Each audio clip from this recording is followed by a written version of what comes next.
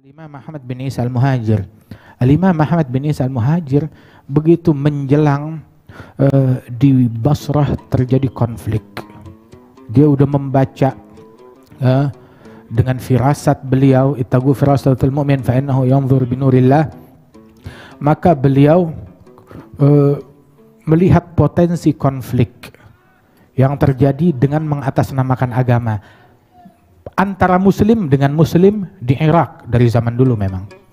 Maka beliau bawa keluarganya, bawa kerabatnya dan murid-murid yang mau diikut dengan beliau, ayo diajak semua keluarga beliau untuk keluar dari Basrah.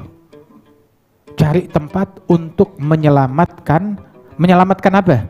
Nyelamatin akhlak keturunannya. Nggak mau akhlak keturunannya dirusak di lingkungan yang bobrok. Lingkungan yang bobrok yang beliau maksud itu ahlul bait. Kalau keluar dari tempat pemandian uap, orang udah siapin kayu gaharu yang harganya 3 juta sepotongnya, 1 dinar, beneran. Kemudian juga hidup dalam kemewahan. Terjadi orang tuh memanfaatkan nama ahlul bait ini dan itu segala macam. Maka beliau bilang ini lingkungan tidak layak untuk membina keluarga Nabi Muhammad, nggak begini.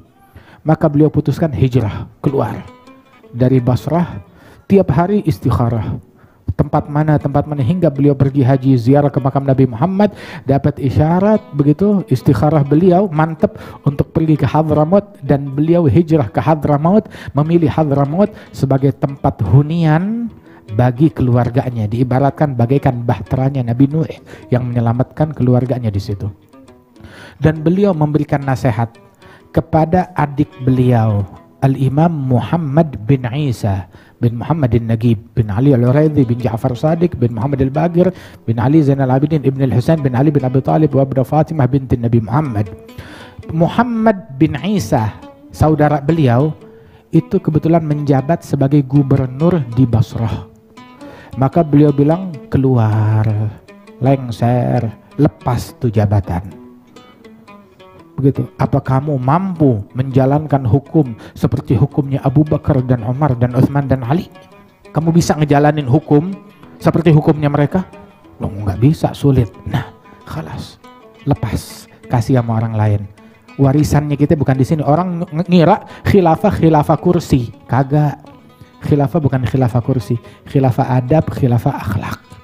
Di satu masa khilafah batin dan zahir menyatu, dipadukan oleh satu orang pada diri seseorang.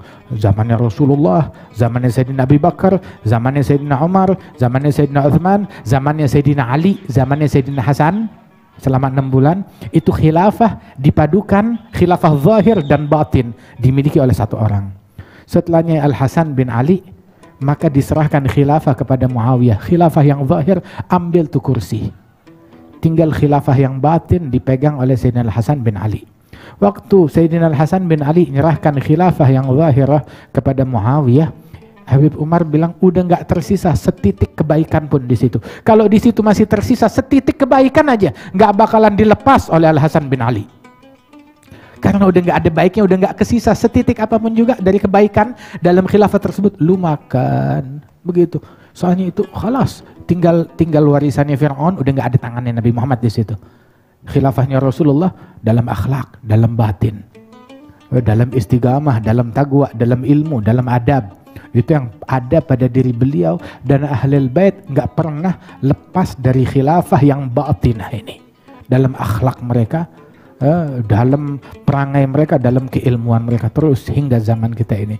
Adapun khilafah yang zahirah setelah masanya Khulafa'i Rasyidin dan juga sedikit beberapa tahun di masanya Imam Umar bin Abdul Aziz, lain daripada itu, maka beralih dari khilafah Rasyidah menjadi al-mulkul adud, dinasti kerajaan yang saling berebutan, dari Bani Umayyah, Abbasiyah dan begitulah, hingga akhirnya ke masa pemerintahan Jabriyah yang punya kekuatan, dia yang berkuasa dan begitulah.